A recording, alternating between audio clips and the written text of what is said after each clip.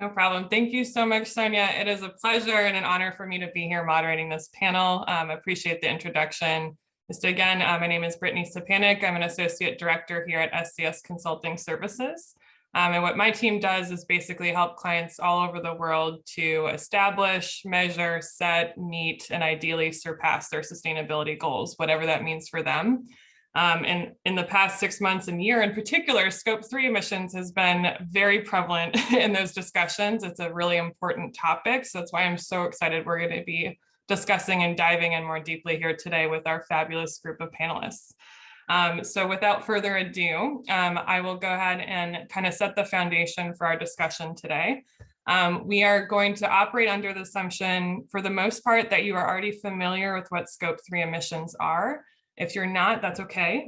You can do some Googling as we go through the panel, but ultimately what we're looking at are companies' upstream and downstream emissions. So anything from purchased goods and services and waste generated in operations, capital goods, investments, franchises, so anything outside of a company's direct control. And because it's such a complex and challenging topic, that's really why we wanted to have this panel today to discuss a little bit more about their journey. So with the panelists, I'm super excited to dive in. They will be discussing with you their journey in scope 3 emissions. We'll be discussing some challenges they've experienced, some resources and tools that they've used over the years, and then also talking about some trends and advice for those of you who are in particular just starting, but even those who have been pretty far down your scope 3 path thus far. So just to reiterate what Sonia mentioned, please ask questions. That's how we make this a dialogue. We want to be able to interact with you, and she'll be helping me make sure I see those questions and be able to ask the panelists appropriately. So thank you in advance for your contributions there. So without further ado, I'll go ahead and ask the first question from our panelists. So Autumn, we'll go ahead and start with you. But I'm hoping you can describe a little bit about your company and who you are, and then dive into what is your scope 3 journey been? Where did you start? Where are you going? Like, how has your program evolved over the years? Yeah, thank you, Anna. Hi, everyone. It's great to be here. So I'm here on behalf of Mars Inc. We're a very large company. Hopefully many of you know and love some of our chocolate brands, but we also have a really big pet food business and also other human foods as well, like rice and tomato sauces. So, Mars is still privately owned, and that really has influenced the way that we approach the topic of climate in general and our scope 3 emissions. So we actually set our first net zero target all the way back in 2010. That target was for our operations to be net zero by 2040. So that target still stands and we're on track, but since then, of course, our approach has evolved quite a bit. So after that, we started to work on our full value chain footprint, clarifying what are the biggest drivers of emissions by doing what was at the time quite a manual traceability exercise in our raw materials. And using that to develop strategies to address those big drivers of our emissions. That led us eventually in 2017, we set our first science-based targets on climate, and we published with WRI an approach to setting science-based targets, not only for climate, but also for water and land use, which are kind of our 3 core metrics for environmental sustainability. We've been doing a lot of work since then, becoming more sophisticated in our strategies and in our data collection and management, and then really, recognizing how the science was evolving and some of the more recent insights of the IPCC. So we announced this year that we will be net zero by 2050 across our full value chain. So, I mean, over time, over the past decade, our commitments have evolved quite a bit. And that's really based on how the science improves, right? We really think that companies need to take a very science-led approach to this process. But I think what's even more important is that our footprint has changed over that time as well. Our business has and is growing, as I mentioned. We've got a really vibrant business and some great brands, but our operations footprint is down 31%. And our full value chain footprint is down 7.3% from our 2015 baseline. So we know that there's a lot more to do, but we also can see that our actions are taking us in the right direction. And we think that's really encouraging. Okay, perfect. Thank you so much, Adam, for that. Anna, would you mind going next? Just tell us a little bit about yourself and who you represent today and what your journey has been in terms of Scope 3. Hi, everyone. It's a pleasure for me to be here, part of this wonderful panel, and talk about such an important topic as Scope 3 and carbon emission. I'm Anna Hakobian. I am leading our global sustainability, supply diversity, and government compliance program at AstraZeneca. So AstraZeneca is one of the world's leading biopharmaceutical companies that focuses on the discovery, development, and commercialization of prescription medicines that improve millions of patients' lives worldwide and brings benefit to society. So sustainability is in our DNA, and we're taking it very seriously, because healthcare climate footprint is equivalent to 4.4% of global net emission. Hence, it's important that pharmaceutical companies make sustainability a priority. At AstraZeneca, how we do that, we committed to achieving net zero carbon emission from our operations by 2025 and being carbon negative by 2030 across entire value chain, bringing forward the decarbonization plans by more than a decade. And it's impossible to achieve this target without applying responsible sourcing principles. We shall consider sustainability and carbon impact in each step of procurement decision-making process. So most of AstraZeneca GHG emissions is attributed by Scope 3. It's about 97%. So it's a vast majority which is coming from purchased goods and services. About 70+% is coming from purchased goods and services, where I will focus today. So this tells us how much we can do, right, to avoid and reduce these emissions through applying responsible sourcing processes and mindset and partnering with our suppliers. And procurement and business stakeholders have a big role to play in delivering the ambitious zero carbon program. So we're working in AstraZeneca to gain more transparency on Scope 3, our great source of emissions, and are committed to using our influence and knowledge to mobilize our extensive global supply chain to reduce their GHG emissions. And to make these bold commitments, we understand that we must bring our suppliers along with us. And we understand that we need to understand their sustainability performance and have a full visibility of our value chain threats and opportunities. What we did, we started by laying a strong foundation first to understand our suppliers' sustainability performance, where they are, what are their risks, what are the threats, what are the strengths, where are the opportunities for collaborative projects perhaps. And we're setting action plans and roadmaps with our suppliers for improvement, or perhaps for innovative initiatives to scale the impact and measure progress. To start, we have undertaken several initiatives in procurement. Some of them I'll mention, like identifying where the biggest carbon emission is coming from based on the secondary carbon emission data first, at the absence of the primary. Then we prioritize the top suppliers that have highest contribution to our carbon emission. Then we refine suppliers' carbon emission data through more extensive exercise looking into the secondary data. Then we launched supplier sustainability and carbon disclosure programs to measure our suppliers' primary carbon footprint and get more primary carbon information so that we can set reduction targets, KPIs, and identify carbon reduction business solutions or some projects towards this goal. And meantime, we continuously are building tools and systems such as AstraZeneca Carbon Metrics.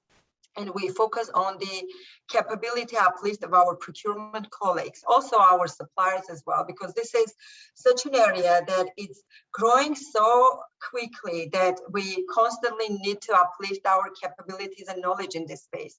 So we have been embedding sustainability into end-to-end procurement processes, and it's our ambition to achieve 100% ethical spend. And as responsible sourcing considers the social and environmental impact of the purchase, if we apply our sustainability due diligence during the business scope design, during supplier selection, we should be able to reduce the potential carbon emission generated as a result of the purchase. And for that, we have to understand what is the carbon impact of the purchase, right? And if there is a way to avoid or reduce it. So this year, we've targeted top spend suppliers that contribute to 40% of total AstraZeneca carbon emission.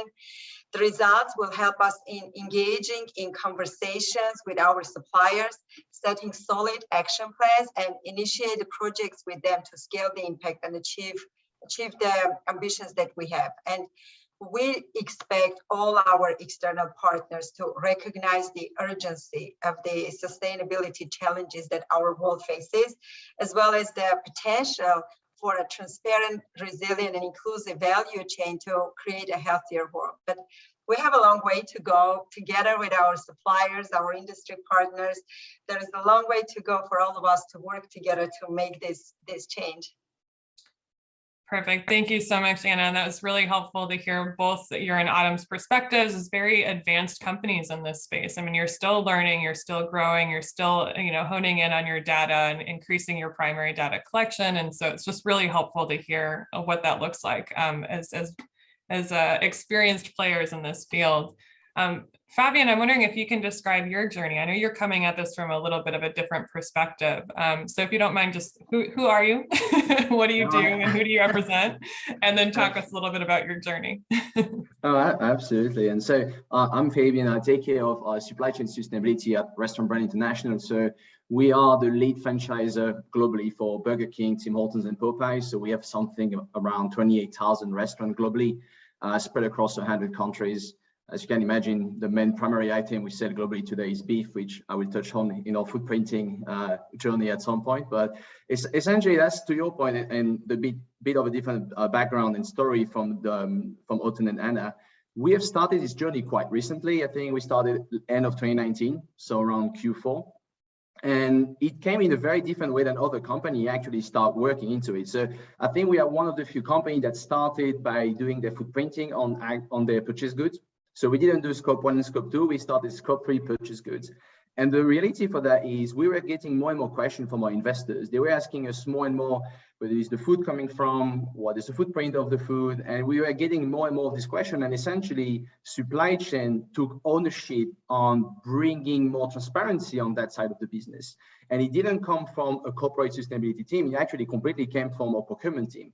And I think this is quite special because I don't think every company has done this approach, and you will see when I explain more about what we've done so far why I think it's actually putting us today in a position that I think is extremely good and make us progress even faster. So coming from this 2019 footprint assessment, a year later we had our science-based target approved by SBTi, and only about, I think, a few months ago we finally published and went live with the target. So essentially in less than 18 months time, including COVID in between, we were able to come from no footprint whatsoever all the way to have a set science-based target. And I think the thing that was really instrumental in this success is that as a food service company, we have 82% of our purchase goods, our footprint is purchase goods related. And having procurement leading the charge on that, I think made us a lot quicker than if the push would have come from a corporate sustainability team in our company. Because essentially, I ended up taking on that task when I was leading our global procurement function at that time, because the team I represent now is brand new, has been actually set up, especially to take care of this program in our broader ESG program within our supply chain. But we came from having this assignment put in front of us, and we started doing it as procurement professional rather than sustainability professionals. So thanks to the relationship we have with all our suppliers globally, we were able to get data a lot faster, I think, than if it had come from a different team. We have 100% engagement from our procurement buyers as well. Like, we are from the same team, we know each other. Some of them were in my team before. So it's very easy for us to navigate internally within the team, get stakeholder engagement very quickly. We report within our chief procurement officer, which also makes things a lot easier to get things done within the procurement side. So I think this kind of specificity to our journey has made us a lot stronger, and I think in many ways has helped us catch up on some of the main players in that field. And today, essentially, it's hard for me to say how the program is going to evolve going further, because obviously it's still very new. But the one thing that we're making sure is that the specificity that we have, having a very strong supply chain involvement in the program, remains. And that's something we definitely want to make sure remain the cornerstone of the program as we start to look at more supplier engagement, as we start to look at supporting the industry that matters a lot for us when it comes to carbon reduction. So that's kind of a specificity we want to keep, and also something we would advise other companies to do. So when it comes to, if you're getting started or you just started like we did a few years ago, definitely consider really carefully which part of your org is going to be leading that discharge, because while it's super important to have climate experts, sustainability expert, you really want your procurement team to be involved. And sometimes it means taking someone literally from your procurement team to lead the project. And it doesn't matter if they're not procurement anymore. I mean, everyone can learn. They don't have to have a sustainability background. And I think that's something that really helped us, and it really can help a lot more companies that, like us, have a very strong and very big purchase good footprint. Thank you, Fabian. That's really fascinating and great advice, especially to be able to combat some of the urgency that Anna and Autumn were talking about, right? You've had to play a lot of catch up in the last 18 months, and you were able to do that because you found efficiencies within your organization. So thank you for sharing that insight. Great. So as you've heard from these lovely panelists, they've done a lot in the last several years, or in Fabian's case, in the last several months. And of course, that comes with many challenges too. We all know that Scope 3 emissions are very complex and difficult. And I'm curious if each of you can describe from your perspective in particular, like what challenges you've experienced, so that others can help keep an eye out for those when they get to that point. So Fabian, let's actually start with you, if you don't mind. All right. So all challenges, I see mainly two challenges. Obviously, there are more than two, but I think the two main ones are quite easy to summarize. So to put things in perspective, we have two main drivers in our footprint: purchase good 82%, franchisee emission 15%. That together is 97%. So essentially, we have two posts in our overall global footprint that drives everything. That's the thing that is not challenging because it's super concentrated. So at least we can focus quite well on two things. Now, the problem is once you start looking into these two things, then it becomes extremely overwhelming because we have an extremely fragmented business. So as I said before, 28,000 restaurants, 100 countries. That means that we also have more than 1,000 tier 1 suppliers across 100 countries as well. And in fact, when you start looking how our emissions scattered all across our supplier profile and supplier spectrum, you find out that we have about 130 suppliers that have this bulk of 90% of our purchase good emissions. And then you have a tail of 950 plus suppliers, essentially, that represent 10%. And today, the big challenge we have is not so much what are we going to do of these 100 suppliers, what are we going to do of these 950 suppliers? And while obviously from an urgency standpoint, doesn't matter. We don't need to work on them immediately today, but we know that at some point that's going to come, and we're already trying to find solutions for that. So that would be one of our main challenge. And the second challenge for us, the thing is, carbon obviously is really important, is on top of everyone's agenda, but we obviously have other ESG priority that we're working on. I mean, packaging is very dear to us. Animal welfare is also very dear to us. And at the minute, some of these ESG trends actually clash with each other. So when we try to improve animal welfare for specific proteins, specific countries, it sometimes comes at the expense of carbon. And that's okay to a degree that we are able to save carbon in other places. But as you are working on the roadmap 2030, 2050, you need to start kind of budgeting for that in your roadmap, knowing that if I want to achieve my ESG animal welfare target, I will generate 10% more carbon on poultry, for instance, by 2030, meaning that I need to find X, Y, Z more solutions to actually be on target for my carbon target. And I think that's definitely our second biggest challenge, is that across the whole ESG spectrum today, we do have pillars or thematics that do not all pull in the same direction and actually clash to a degree with each other. Mm-hmm. Great, that's really helpful. And that's a challenge certainly for, I'm sure it resonates with everyone in the room. There's so many competing and interconnected priorities. Like, how do you actually establish what to focus on and when? So thank you for that. Autumn, would you like to go next? Yeah, sure, I can.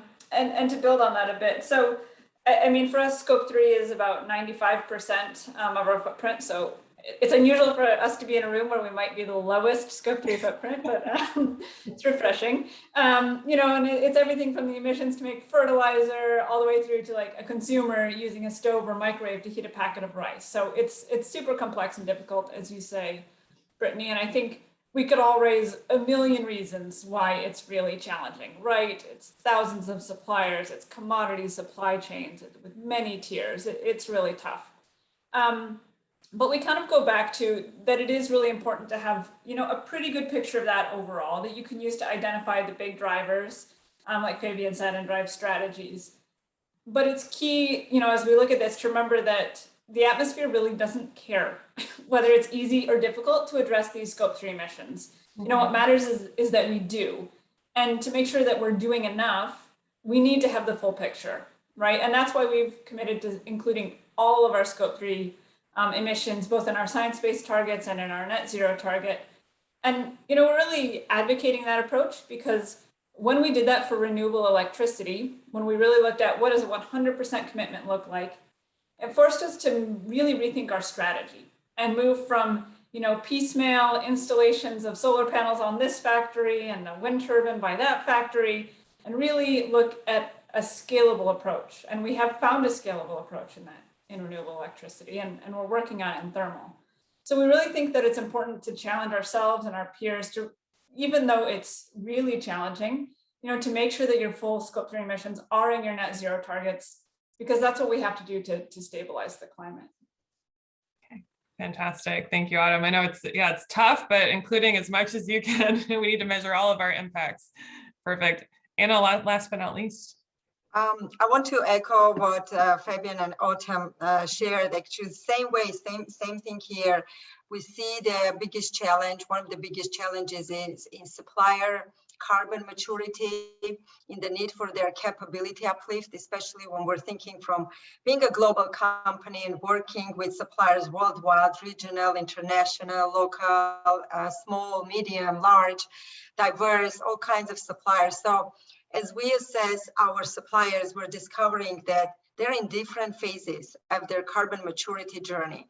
And some of the suppliers we work with are leading in this space, but many others, majority of the rest, especially the test band, have not yet even started to measure their carbon footprint. So in order for my organization to reduce its carbon footprint, we basically need most of our suppliers to reduce their carbon footprint attributable to AstraZeneca, and not only their scope 1 and 2, but also scope 3, if we're using the second, third, fourth, and other tiers through our first tier suppliers. And one of the ways we're planning to accelerate our decarbonization journey is to work with suppliers that are committed to science-based target and have targets set in line with our targets.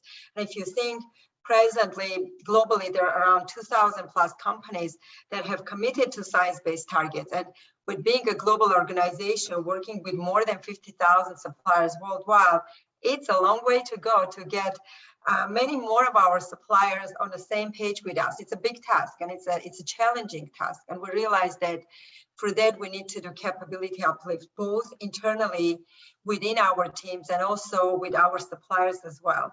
One of the initiatives we've started this year, actually, I can share with you, we realized that the small suppliers, the small businesses it's going to be even tougher for small businesses to be in this journey. And very soon, with all the RFPs and requirements, including the carbon requirements, environmental requirements, it's going to set them out of the competitive advantage. So in September, we have launched the Leading Sustainability Accelerator program with 36 small women-owned businesses.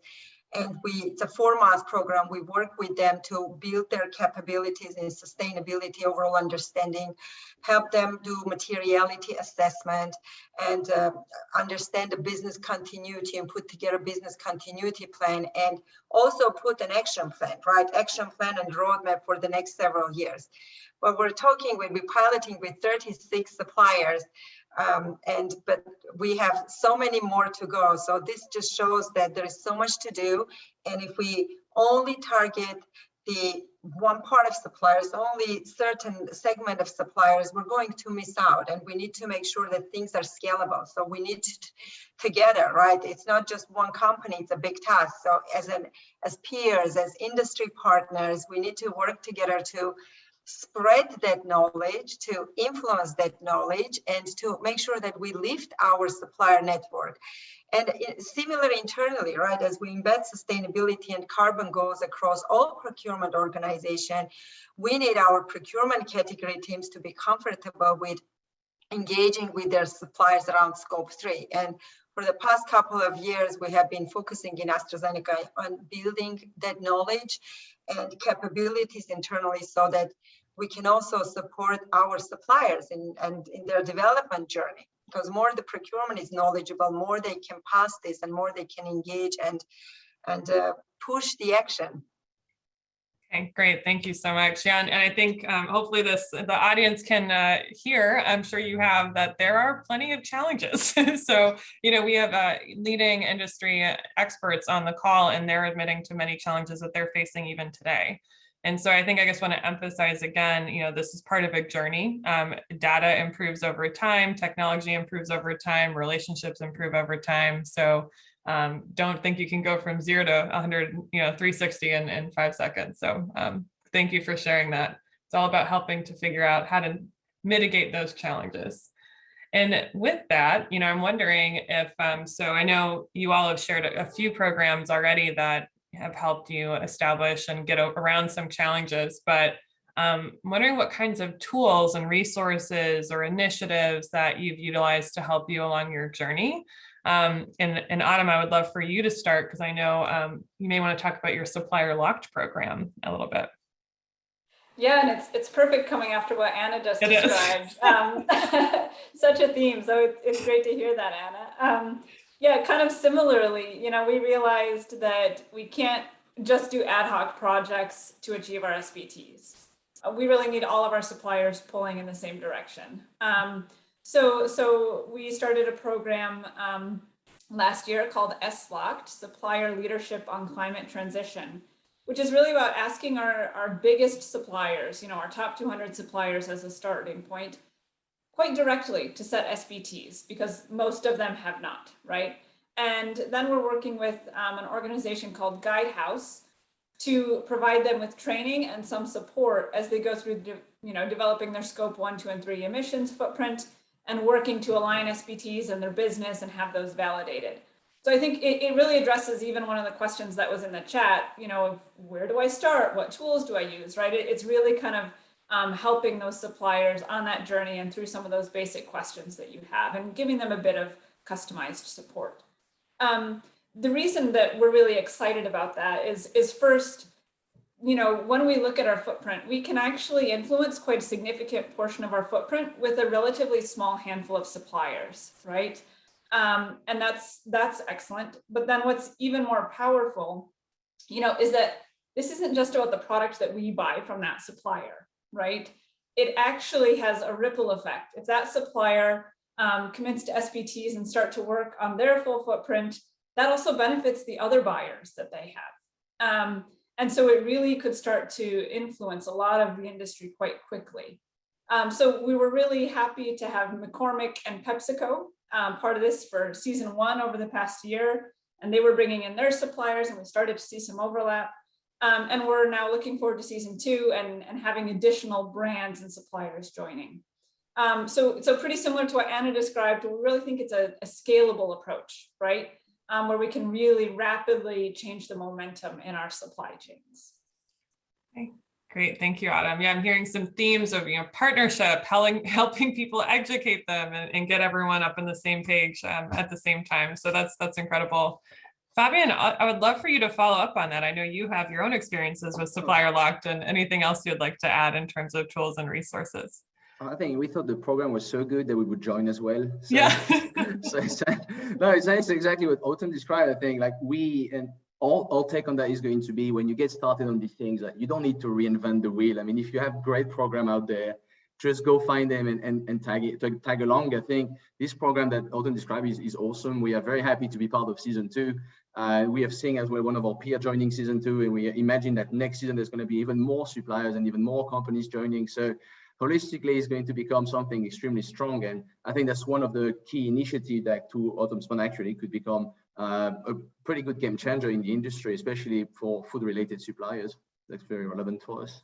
And adding to that, I think beyond suppliers, what we are trying to do is engage with the industries. For us, at the minute, half of our carbon footprint when it comes to purchased goods is coming from one commodity, which is beef. We know that's going to be our biggest challenge. If we are to achieve anything, any target, we have to tackle that one with the most urgent priority.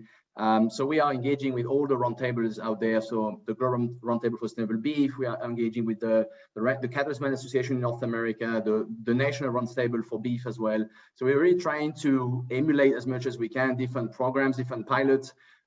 We follow very closely innovations in that space. And if there is an innovation we think can really become a game changer, we're going to be investing as well our money and our time towards that specific innovation. So in the past, we have financed feed additive research in North America.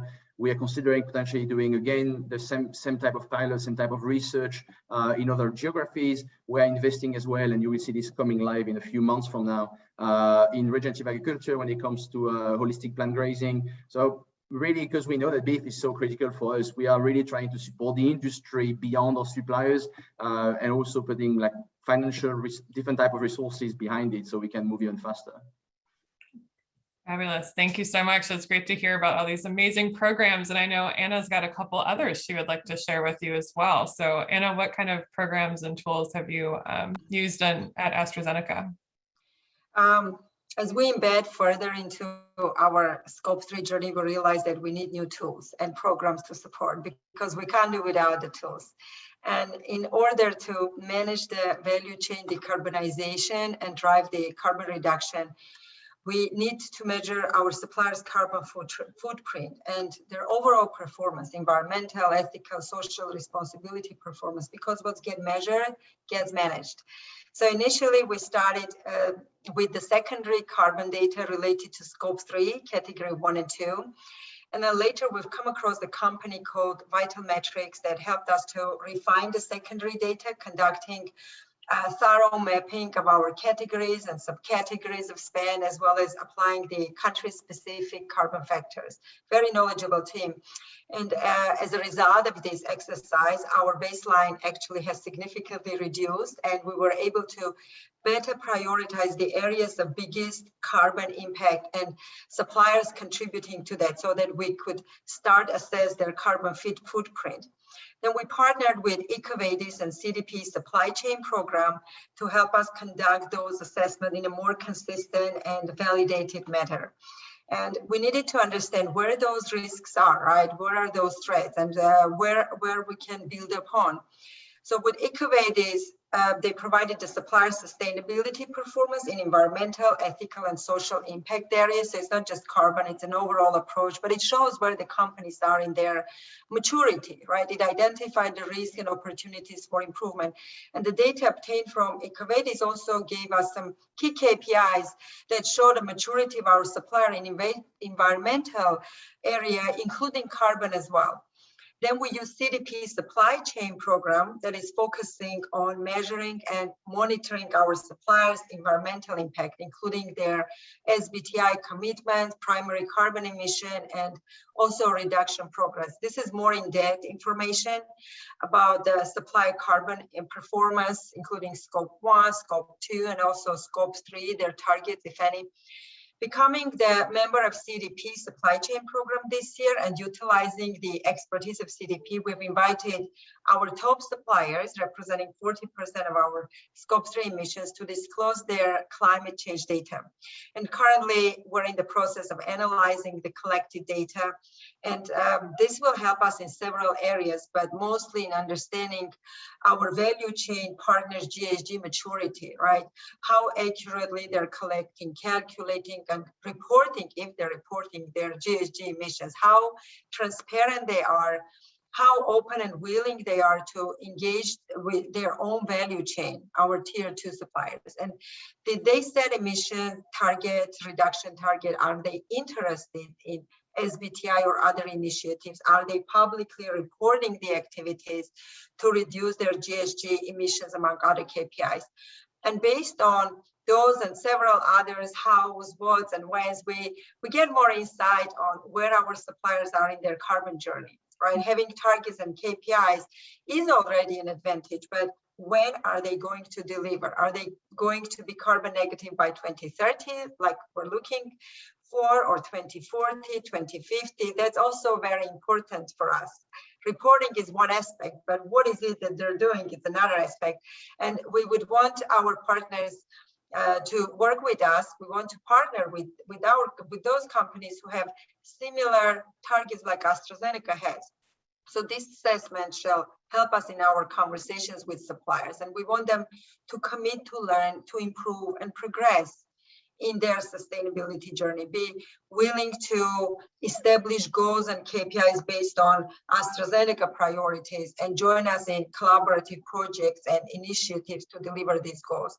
Also, one of the tools actually I would want to mention internally, we realize that as much as data is important, similarly, its use of the data is key. And with the help of our business analytics team, in procurement, we built a carbon platform in our supply spend metrics, and make this live tool to be used by not only our procurement team, but also by other business functions. So this carbon platform allows us to see the carbon emission contribution by each function, by the market where AstraZeneca operates, category, supplier, and as each business function or category area prioritizes their focus for driving the reduction of their scope 3, this tool helps them to prioritize where the hotspots are, where to start from, and which suppliers to target first and get the most impact. Perfect. Thank you all for your answers. It was really helpful. As you can hear, there's a mixture of new initiatives and existing ones, and utilizing resources that are out there now and creating new opportunities with suppliers to establish impact. So it's a great range of ideas and initiatives that you may find interesting and helpful in your Scope 3 journey. So in terms of a time check, we have 21 minutes left. And so I would like to leave a decent amount of time for questions. So this is a good reminder, keep those questions coming. I see a lot of great ones coming through, so I'll get to those momentarily. I think, relatively quickly, I'm wondering if we can next talk about trends. So over the next few years, or over the last few years, we've seen an increased focus in Scope 3 emissions. And just in terms of companies' ability to understand like what that means, I'm wondering if you can describe what trends you're seeing right now. So let's see, Anna, if you wouldn't mind starting, what trends are you seeing? Absolutely, very good question, Brittany, thank you. So there has been a lot more focus, right, on carbon emissions, on Scope 3 emissions, and its impact on human health. So the World Health Organization estimates that nearly 14 million people die each year as a result of living or working in an unhealthy environment, including 8 million people from air pollution alone. So the climate crisis poses a risk to public health, and a lot of more companies and countries are starting to realize this, especially with the rising global temperature, now accelerating respiratory and cardiovascular disease, food insecurity, changes in waterborne illnesses, increasing allergens, and as well as mental health effects.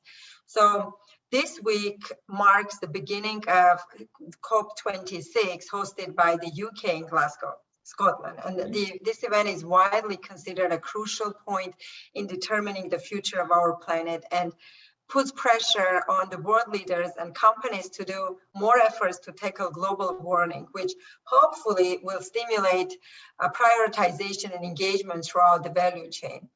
So after signing Paris Agreement, governments and policymakers started to prioritize the climate change threats and put some more efforts to reduce the national emissions and adapt to the impact of climate change through policy and legislation changes. And also the investors are shifting from delivering cost-effective business value to the positive value that companies can bring to their communities by operating ethically and responsibly.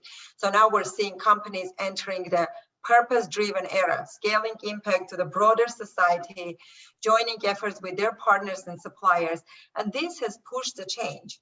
And large companies now more and more are focusing on environmental impact of their activities, Scope 3 carbon impact, as most of the carbon emission of companies coming from their Scope 3. They start to assess and improve not only their own operations impact, but also suppliers' impact. our suppliers' carbon performance is not just going to be a differentiating factor, right? But organizations will soon start to decline working with suppliers that are not sustainable. Suppliers are being asked to disclose their carbon footprint by many organizations, not just AstraZeneca.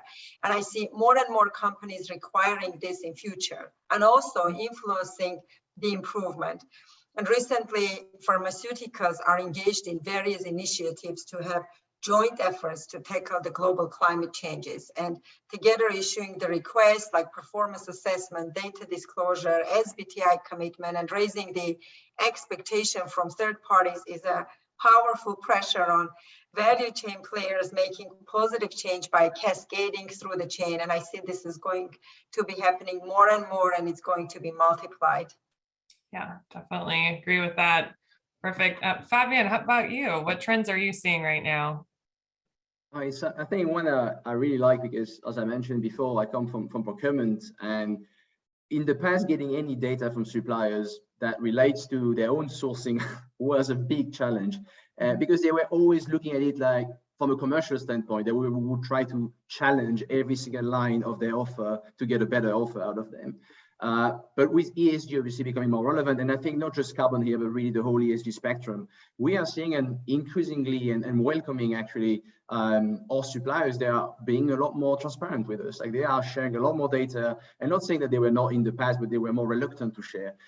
They are proactively sharing more data. They are willing to make the effort as well to go upstream in their supply chain, to pull more data from their own suppliers and asking their suppliers to do the same with their own suppliers. So that's something that I think is kind of new in the last 18 months. We're seeing more and more companies doing it, and we don't have to push as much as we had to do in the past to get those type of information. So that's definitely something that we think is great, and we hope it continues like that. On the other hand, as well, with our own peers, so the other big food service company globally, we do a lot more pre-competitive meeting than we used to do in the past. I remember doing some meeting a long time ago about specific sourcing issues we all were facing, but it was maybe one every 3 years. Now we actually meet with our competitors very frequently on different topics, carbon being one of them, because we do think we need to partner up on some of these big initiatives. Like when it comes to beef, Burger King alone is not going to lift the whole burden by itself. We have to partner with our competitors on that front. And actually, we don't feel we are competitors when it comes to that specific topic. So I think it's also a great trend we are seeing, and we hope you also continue building on that going forward. Great, thank you for that. All right, Autumn, last but not least. Yeah, no, I think Anna and Fabian already said a lot of great things, so I won't repeat those. But, you know, one kind of additional, more specific trend that we're seeing is really shifting from, you know, when you try to understand your Scope 3 footprint so you can take the right action, you know, a shift from generic emission factors to regionalized emission factors to even supply-specific emission factors. And when we did our first Scope 3 inventory, we really had to rely fully on, you know, a database of generic country-level impact factors for the products that we buy. And 5 years later, we still rely heavily on those databases, right? So over the past 5 years, there hasn't been a lot of change. But we're starting to see a shift, right? Just the first tendrils of really being able to develop, you know, both more technology-driven, you know, regional impact factors, whether that's using, you know, new sources of secondary data like better geospatial and satellite data, or even primary data that's been collected by you know, big companies that are able to pull all of that together. And then, of course, supply-specific accounting. So where we're working with our supply chain upstream, really being able to utilize that primary data to dial in the footprint of what we buy. So we're seeing the first initiatives of this, and I hope that by the time we get to our 2025 target, that we'll be in a dramatically different place than where we are now. So I think we need that data transformation to help us make the right decisions and measure the impacts of our work in Scope 3. And I think the first signs are certainly there now. Yeah, perfect. Thank you all. And yeah, I agree with that. I mean, the transition from using better data will only create better opportunities, right? Right now, we're kind of shooting in the dark of what makes the most sense and where. And when we have better data, we'll have better actions. And so that's a really important trend. Well, thank you all so much. I want to ask one last high-level question, and then we will go to the audience questions, for which there are several. But just really quickly, in like a sentence or two, just I'm wondering if each of you can describe, reflecting back on your Scope 3 journey. I know there are a lot of people on this call that might be just starting this process. And so what advice would you give them? Just reflecting back on your experiences. So let's go, Anna, Fabian, and then Autumn. Very good question. What I would say is, first of all, do materiality assessment. Do assess where your biggest hotspots are and work with your procurement closely. Engage procurement. This should be part of the procurement, because procurement along with business plays the biggest role in Scope 3 journey. Make sure you have a clear strategy for Scope 3 program, the roadmap, required resources, and supporting programs and technologies. Embed Scope 3 targets and requirements into end-to-end procurement processes so you can have a scalable implementation of Scope 3 reduction. And last, I know you said one sentence, but last, I want to make sure I emphasize, engage your suppliers as partners in meeting your commitments. And that requires tracking, measuring, and holding them accountable, because only together you can make a collective impact, and that you cannot make on your own. Help them, work with them, uplift your own capabilities, their capabilities, so that you can make the progress here. All right, Fabian, to you. Yeah, I think, and I'm extremely biased on that one, but I would definitely say and echo Anna's point, like take people from procurement, not literally take them and put them in your team and make them drive this agenda. I think that's one of the best things you can do. If there is one thing you can buy today is external consultant knowledge on climate, you can't buy external consultant knowledge on your own supply chain. So definitely take them, put them in the team.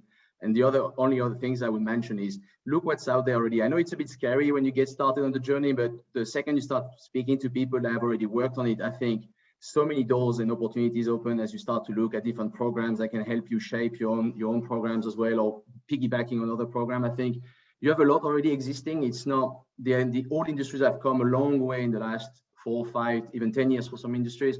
So definitely a lot out there you can definitely leverage to do your own progress on your own journey as well. Right, Autumn. Yeah, I can just as an interesting data point, yeah, we've also really embedded sustainability in procurement, and as I lead our work on climate, land, and deforestation, I technically sit in our procurement function. So interesting similarity across all 3 companies. But yeah, I mean, Scope 3 is really about learning about how we're interconnected, right, and how our actions affect others. So I think it really gets to the heart of the climate challenge. And I think, as Anna and Fabian said, collaboration is really important. And there can be times where it feels like you don't have the answers, you don't have the data, maybe we don't have the methodologies yet. But I would really say don't let that hold you back. Go find the other people that are really skilled in that area and care about that area, and work on it together and figure out what's the right way to do it together. And that has gotten us pretty far in this space. Great. Thank you all for your advice and for your insights and expertise and your efforts. It's been incredible hearing from you and your journeys thus far and where you're going. And thank you for all you do. It helps make us a safer planet and a better people. All right, so here we go for the questions from the audience. So I'm going to ask this first one to see if anyone who wants to jump in, but what role do you see for circular economy measures and other approaches to cutting material consumption when engaging with your suppliers to reduce emissions? And any examples you can think of would be great. I can start, and then Sure. if you want to add. So responsible sourcing involves looking beyond short-term needs, right, and considers the longer-term impacts of each purchase. So this includes asking if we even need to purchase, is it possible to avoid the purchase? And if we start to apply circular procurement approach in our procurement processes, this would contribute to closed energy and material loops within supply chain, and it will minimize and hopefully avoid the negative environmental impact and waste creation across the whole life cycle. So I believe applying circularity also will contribute toward delivering low carbon, right? This is at the top of our agenda, especially considering the fact that the biggest contribution, as we all agree, of carbon is coming from our supply chain, right? And if we apply circularity in our procurement activity, we're going to see a huge impact in reducing carbon in our value chain. We started, for example, in AstraZeneca to request recording and calculating whatever currently our suppliers are performing, but it also in our short-term plans is to prioritize and request incorporating circular economy principles into our supplier activity. And we're going to see more and more, especially the new suppliers, during the selection process, we are and we will continue asking circular economy principles, whether they are applying or not, and consider that as one of the selection criteria. Mm-hmm. Great. Adam and Fabian, anything to add? Yeah, I think just to add, and Fabian may have a similar perspective, is, you know, as a food company, one of the main manifestations of circular economy is really in regenerative agriculture, right? And agricultural has had circular elements for, you know, millennia, right? Nutrients need to get returned to the field and help to grow the next year's crops. So I think, you know, that's a key area that we really want to continue to work with suppliers and the farmers in our supply chains to really make sure that we're fostering those kind of circular and healthy on-farm economies, our ecosystems as well, to make sure that we're getting the most value out of all of our resources. Great. Oh, did you want to add something? No, I you're think good. just one. I think for us, really, I mean, not repeat what has been said, so something on a different topic, but I do agree with what has been said before. It would be first on packaging is really something that we are trying to address strongly, is making sure we are addressing the beginning of life, end of life of our single usage packaging today. Either we're going to move forward with potentially reusable packaging in all our restaurants globally at some point. That could be a path forward as well. We're trying to put the pros and cons together. Obviously, it comes with a great deal of operation challenges for us to have reusable packaging in the restaurant. Also doesn't always mean greenhouse gases reduction, unfortunately, depending on the type of grid you are operating on. But I think on packaging is really a category for us that is key. And we're really trying to maximize the circular approach to it rather than having just single usage that today is not really well addressed, especially on the end of life side. Yeah, definitely. Great. Thank you all for that. And I think this question is for Anna, but I also think, you know, Fabian and Adam, if you want to respond to it as well, you're more than welcome to. Anna, when you were talking earlier, you mentioned the challenge of your suppliers being at different maturity levels in terms of carbon. And so this audience member wants to know, like, what incentives or strategy works for helping to deal with different maturity levels in your supply chain? Are there like tools or ways to measure and approach each type of supplier and where they are? Yeah, very good question. Some of the tools that I mentioned, like EcoVadis and CDP supply chain, they also show us at what maturity level our suppliers are. So when we receive the results, we can see the areas of improvement, especially with EcoVadis. We can see from environmental perspective which areas are to be improved and where we can apply corrective actions. For the CDP, the scoring and the results of the CDP assessment are going to also show where our suppliers are. So we internally, within our program, the way we're getting the results, we rate our suppliers by whether they're in a leading position, whether they're in a position that there need to be some more improvement to be done, or they're just starting the journey. Now, when we come back into the question about the incentives, if it were like a few years ago, I would have probably responded to this question differently. However, now with the world changing so fast, I would say being mature in sustainability is not a competitive advantage, but missing that is a competitive disadvantage. So we expect our suppliers to be really leading. We work with them, and we want to engage with suppliers that are leading, that have the program in place. And yes, it will take some time, and we can give few years for other suppliers that are making an effort to catch up with their development and improve and be where we want them to be. But at some point, we're going just to really stop working with the suppliers that are not going to be with us and sharing the values that we share.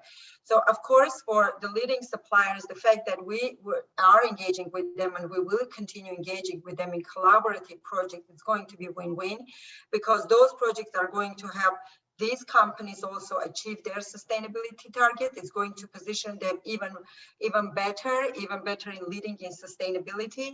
And of course, some of these projects are, of course, they're going to be benefit for both, right? There is incentive for both, for AstraZeneca and for the supplier as well, to be leading a project to scale our impact through our collaboration.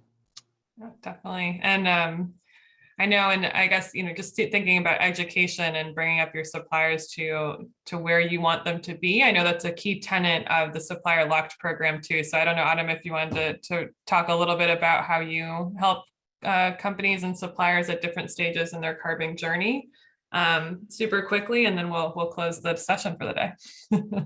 Yeah, sure. No, I think with SLOCKed, absolutely an assessment of the carbon maturity is really one of the first steps, because we don't want to put a supplier that's very mature into, a training for something they've already done, right? So we really try to customize that to where the supplier is and make sure we get cohorts of suppliers at similar stages together. And then I think, in our broader supply chain work, the reality is that the maturity of the supplier won't necessarily stop us from collaborating with them, but it might mean that we have to go on a bit different journey with them to help them understand where we're coming from and how what we want to work on could be beneficial to both companies, and really bringing in the right partners as well to make sure that we can have all the capabilities we need to do that program. Perfect. I just want to thank you all. I wish we had more time. We could talk about this for days, I know, but this was incredible. Your insights, your efforts, we just really appreciate everything. I am so sorry we weren't able to get to a lot of these questions, but feel free to follow up with afterwards. And thank you for your time. I enjoyed moderating today. I'm going to pass it off to Sonia now, I believe, for some closing remarks, and appreciate your time and attention. And thank you to the panelists.